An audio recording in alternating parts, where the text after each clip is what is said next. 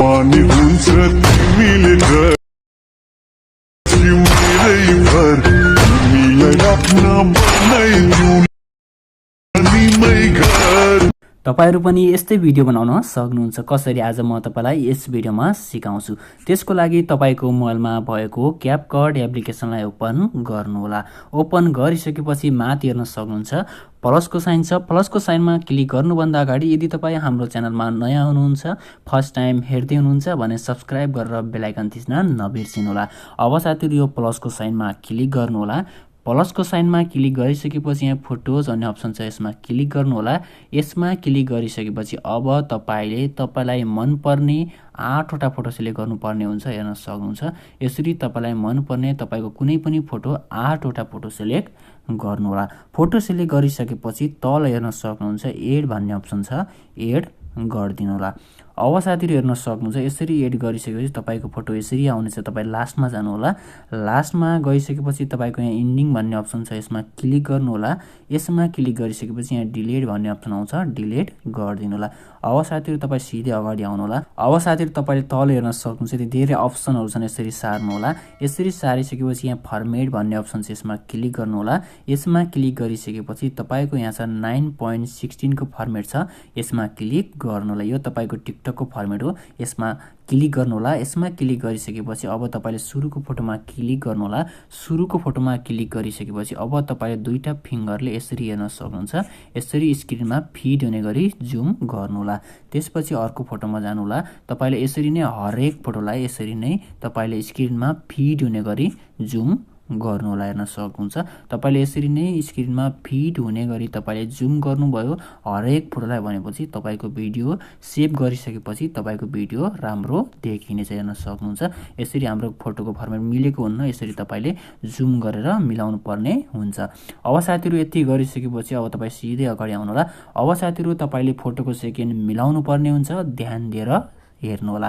अब साथीहरु फोटोको सेकेन्ड मिलाउनको लागि अब तपाईले सुरुको फोटोमा क्लिक गर्नु होला। सुरुको फोटोमा क्लिक गरिसकेपछि अब तपाईले सुरुको फोटोलाई राख्नु पर्ने हुन्छ 1.3 सेकेन्डमा। हेर्न सक्नुहुन्छ 1.3 सेकेन्डमा, हेर्न सक्नुहुन्छ 1.3 सेकेन्डमा।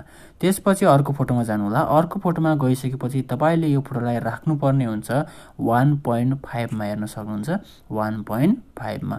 त्यसपछि अब साथीहरु अर्को फोटोमा जानु होला।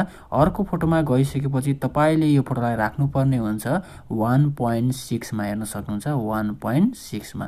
त्यसपछि अर्को फोटोमा जानु होला। अर्को फोटोमा गइसकेपछि तपाईले यो फोटोलाई राख्नु पर्ने हुन्छ 1.5 मा। हेर्न सक्नुहुन्छ 1.5 मा राख्नु होला। त्यसपछि अब साथीहरु अर्को फोटोमा क्लिक गर्नु होला। अर्को फोटोलाई तपाईले राख्नु पर्ने हुन्छ 1.6 मा। हेर्न सक्नुहुन्छ 1.6 मा राख्नु होला। अब साथीहरु तपाई अर्को फोटोमा जानु होला। अर्को फोटोमा गइसकेपछि अब तपाईले दुईटा फोटोलाई राख्नु पर्ने हुन्छ 1.5 मा। हेर्न सक्नुहुन्छ 1.5 मा एउटा। त्यसपछि अर्को फोटोलाई पनि 1.5 मा राख्नु होला।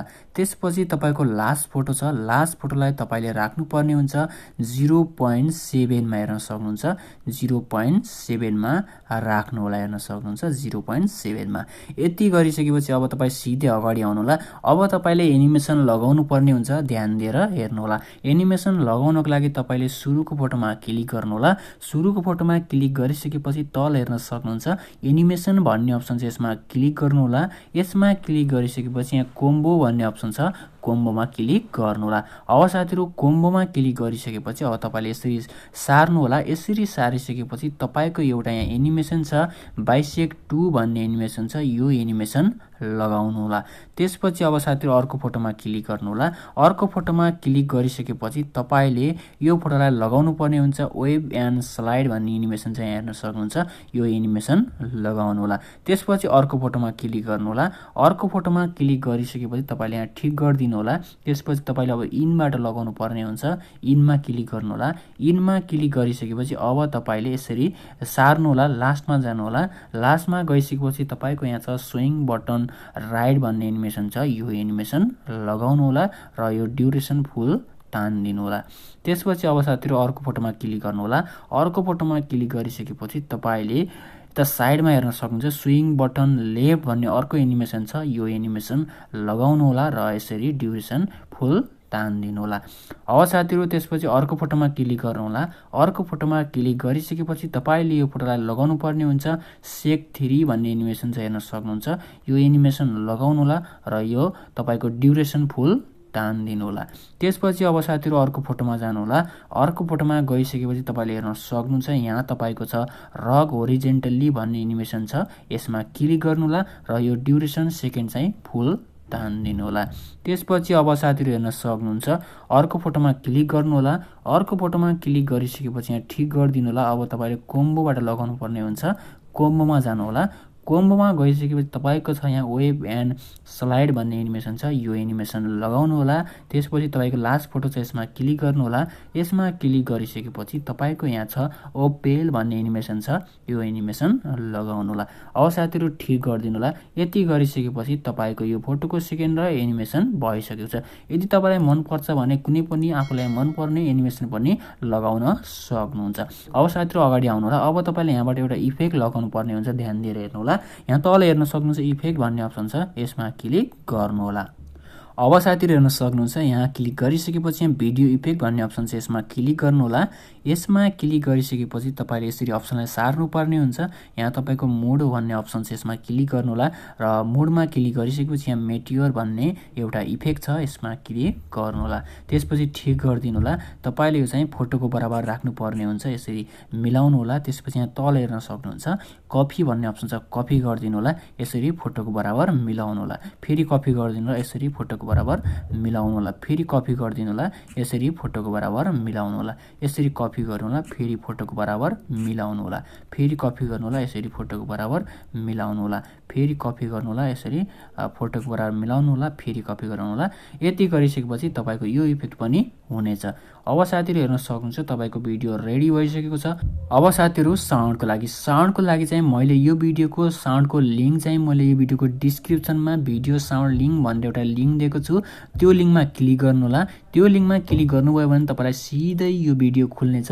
यो भिडियो टिकटकमा खुलिसकेपछि तपाईले त्यो साउन्डलाई एड फेभरेटमा राख्नु होला।